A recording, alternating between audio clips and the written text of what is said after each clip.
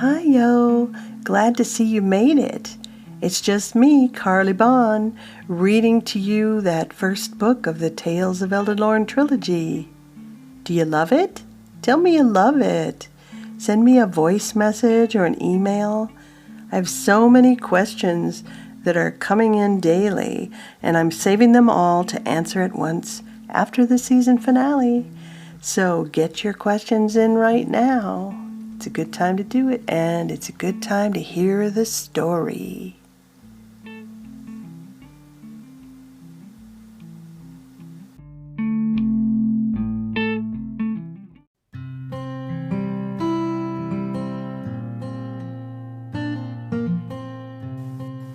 Last week ended with a flashback of young Eijlam falling into the realm of Ilmatar. So that is exactly what happened to him. But I bet you knew that already. It's funny, you would think Roevash would have figured it out by now. But his mind is clouded by some stubbornness, which I think is a family trait.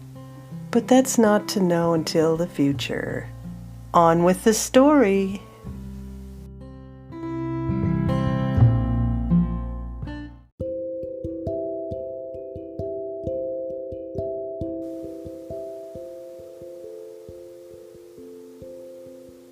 Chapter 8 Lady of Light.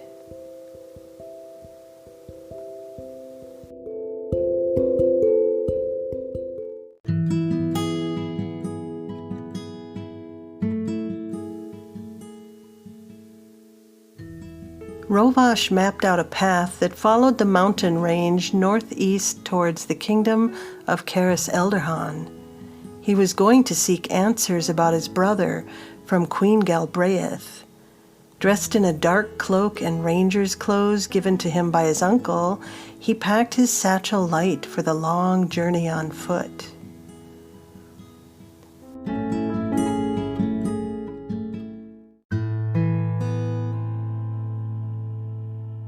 You could always guard these lands when you return, his uncle said hopefully. You've been nothing but kind to me, Roevash replied. I have no way of knowing if I will find my brother Eijlam or be able to return. It's good to know that I'm always welcome, though. I promise I will come back if I can. That's all we can ever do, his uncle said wearily with a smile. Kaelin was nearing the end of his years as a mortal man, and he wondered if he would ever see Roevash again in his lifetime. And you're sure you do not want a horse? He worried. No, I can travel faster on foot. Roevash genuinely smiled. Again, he found a good reason to be thankful for his elven blood. I no longer cover my ears, he said, looking into his uncle's eyes. Both knew the many changes of heart that had transpired since Roe had followed them to Ilmatar 12 months earlier. Roevash had cut off his unruly dreadlocks and shaved his beard down to a more manageable length. In the mirror was a handsome figure looking back. He was surprised at how different he saw himself. You are a good man. Your father would be proud. I am proud, Kaelin said, reaching to embrace his brother's only son. It is good to know you, beloved uncle, Roe said with a touch of sadness at having to say goodbye. You know that even though I seem old enough as a man, I'm still considered young in my elven clan. He continued, my brother is even younger and pure-blooded. He might seem like a child in the human eye. I fear for him if he's alone in this land, and I wonder if he's even still alive. Roe didn't want to think about that possibility. I hope you will find the answers you seek, Callan said in his most supportive tone. You are all the family I have left in the kingdom, my boy. Please do not think harshly of me for wanting to keep you near, his uncle confessed. I will never forget you, uncle. Roe smiled and hugged him soundly again. You've given me back my honor and my heart, where for too long there was only emptiness buried here inside. I owe you much for that." Roe put his hand on his chest where his heart was. Callan couldn't help but smile at the truth of Roe's words. With no more to say, Roevash nodded and smiled goodbye, and turned his mind to the path ahead of him. Picking up the pace, Roevash ran through the forest with the grace of a fast-moving deer. He did not stop for many days. He swiftly crossed along the northern edge of the Illianhenny mountain range through the grassy foothills. He finally came to the ruins at the south edge of the Rahidan forest. There he planned to rest half a night. He pulled himself up into the branches of a sturdy tree. He was high enough above ground to avoid trouble while waiting for sunrise. He pulled out the last crust of bread and an apple for a cold meal.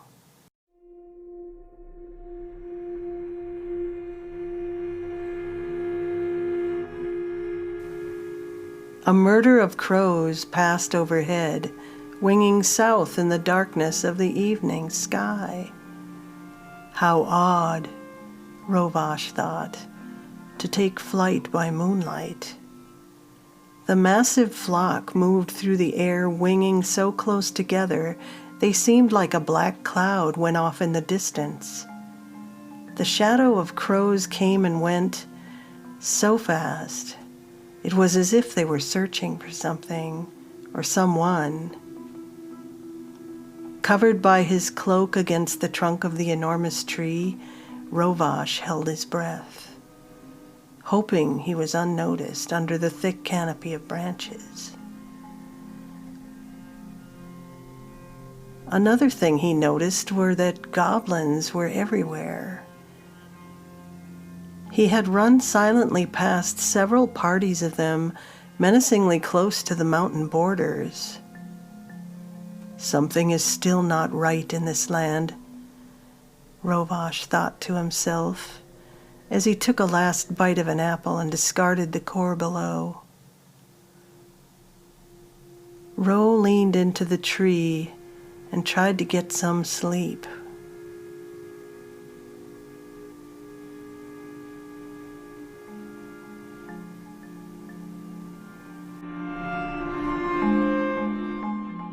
Daylight sent the evil underground and afforded relatively safe passage overland.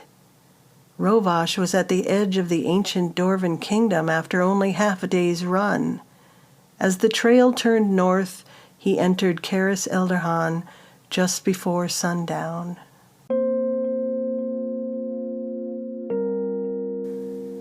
Glyneth voices permeated the place with ethereal music. It was a song of true death and rebirth that Roevash was all too familiar with.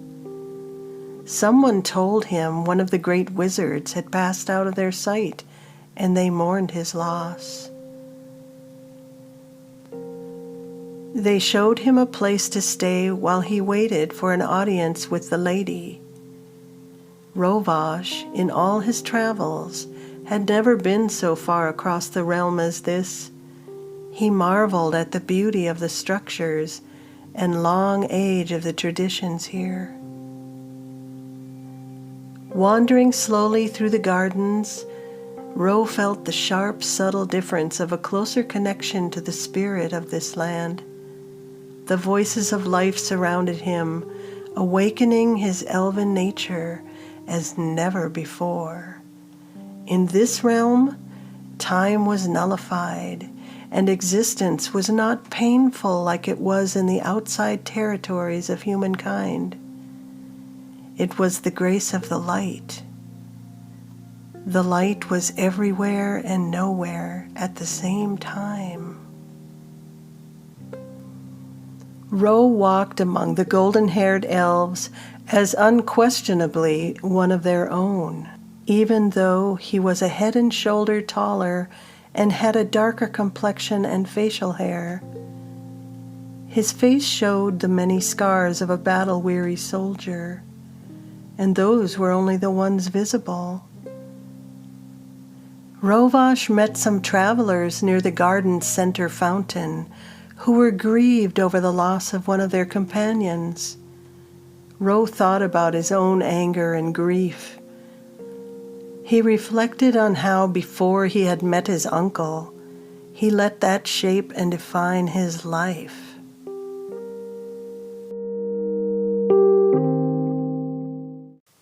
By the time Roe was called for an audience with the queen, his shimmering sable-brown hair had grown out to halfway down his back. He shaved his face clean and tied up his hair with the formal, intricate plaited work of his clan. The braids ran across both sides of his head and down behind his ears. He had been given perfectly fitted, silken green-gold brocade tunics to wear in the tradition of Tales of Eldelórne. The moment had finally arrived. Roevash was escorted to the throne room to meet with the queen.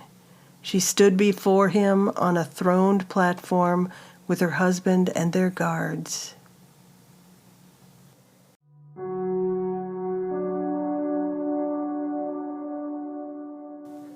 Megavanin Gisalan, son of Marin, beloved among elves, son of Thendiel Kingsaver, and brother. The queen trailed off, staring at him solemnly. The path you walk has been filled with both pain and wisdom, she spoke with a commanding voice. Her words poured over him like a glaring spotlight. Yes, beloved lady, was all he could choke out of his throat as he fell respectfully and suddenly terrified on one knee. He bowed his head before her countenance. She was suddenly somehow gently lifting his face upward in both her hands, where just a moment before she had been seen speaking from high up on the reception platform. Startled, he looked upon her radiant face so close to his own, slowly lifting the patch over his missing eye socket. In horror, he wanted to cringe and pull away, run and hide in his ugliness, but he found he couldn't move. She cradled his face in her fingertips and looked fully upon him with a calm demeanor. All the reminders of past lives that fill us with regret pass away. She turned her thoughts into his mind. With the touch of her gentle kiss on his scarred and sunken eyelid, he could feel the strange weight of it as his lost eye was reborn into its socket. Tears poured down uncontrollably as sorrow turned to joy in her arms. He felt small, helpless, unable to speak. His whole life passed through his mind like waves of a dream.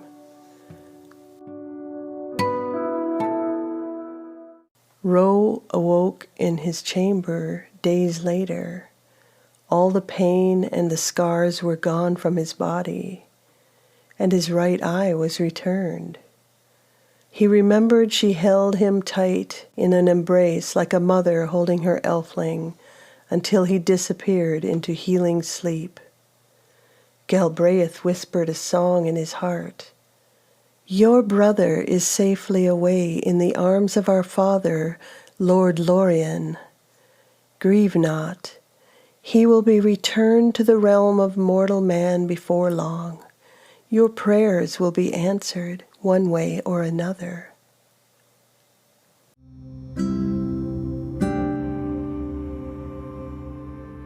During his visit, the queen had never moved from her place on the throned platform where she stood. One of the attendants told Roe they had carried him out of the audience chamber shortly after he fainted before her. He was not surprised that his meeting with the queen seemed that way to onlookers. She was indeed one of the divines and had the powers of creation at her call. He never saw her again after that. Roevash kept all this in his heart and thought about what she meant concerning his younger brother Eijlam.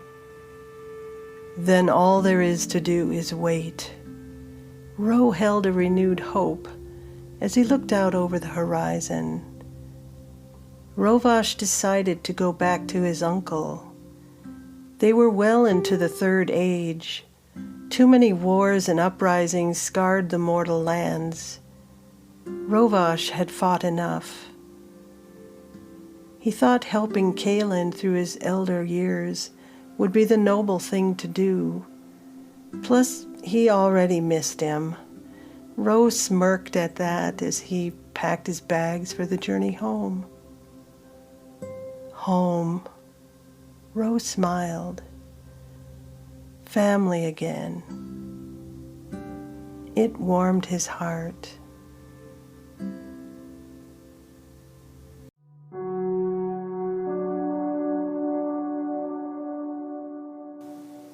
Many long years into the future, near the capital city of Drustenloch,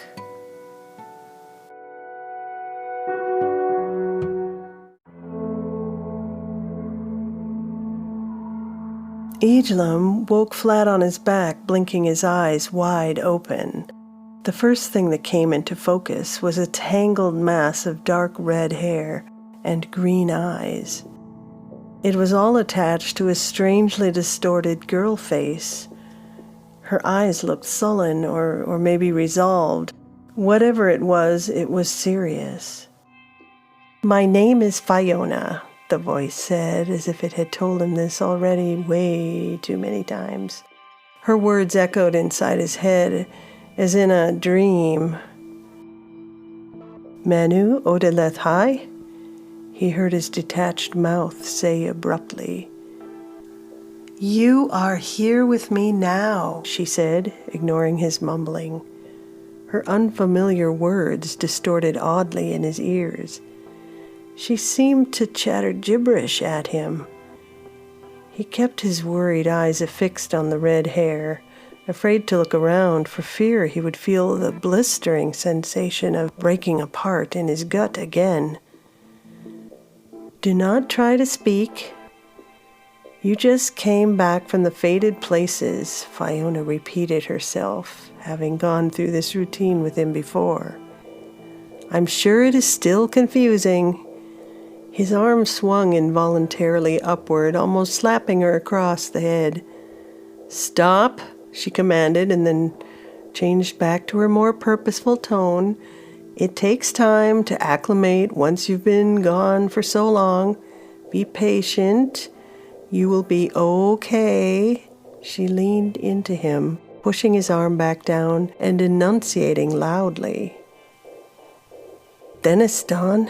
he asked with a horrified expression on his face. He didn't understand why the girl ignored his questions. She gently let go of his hand, patting it down on his bare chest. He felt his eyes shuddering closed as she waved her fingers, doing some kind of magic. Her voice echoed off in the distance as the dizzy weakness of normal sleep pressed in. Suddenly panicked and nauseous, he thought he might retch. "You will be okay," her voice whispered away as he was gone into sleeping darkness.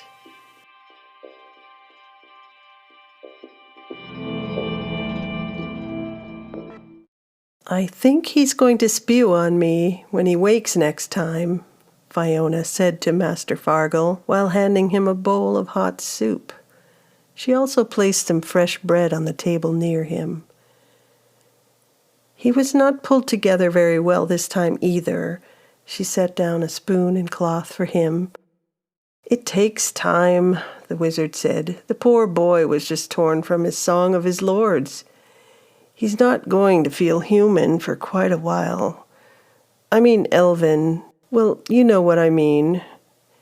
"Yes, Papa, I do," she answered gently, smiling at him and kissing him dutifully on the forehead before she sat down to eat her own dinner.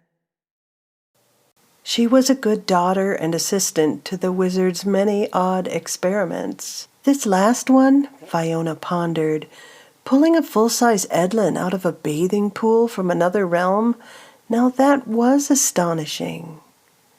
What we are to do with said elf after that is still a mystery. Fiona scowled at Fargle, thinking about it. Also, he's still babbling gibberish, Fiona said out loud as she buttered some bread. That is Elvish, my girl. Have I neglected your education so much that you do not recognize the words of your own kind? The wizard shook his head as he dipped a piece of crust into the soup and ate it.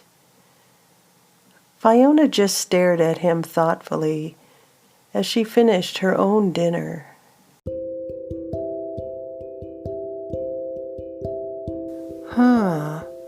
My kind. Fiona was bewildered. She wandered away to tend the evening fires. Fiona was in fact 606 years old, but she passed as a 16-year-old human when she went into the city for deliveries or to buy supplies for her papa. Her long dark red hair went out of control in the damp evening air and tangled around her face in wild curls.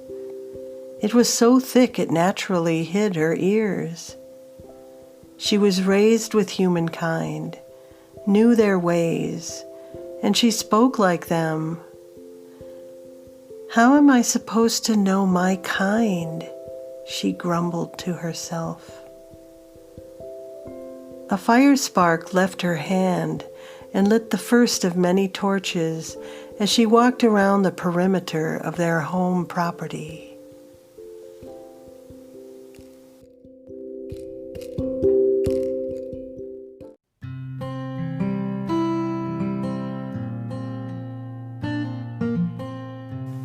This was a really long chapter with a lot of information. Roevash is still searching for his brother, but instead finds healing at the hands of the Lady of Light and realizes he has a real home with his uncle. And then well into the future, Eijlam also comes back to the realm by the help of the wizard magic and Fiona. His appearance sets off a lot of introspection that Fiona has to struggle with, because she's Edelin too, but never really understood what that meant. So far so good. She is taking care of him. So let's see where the story goes from there.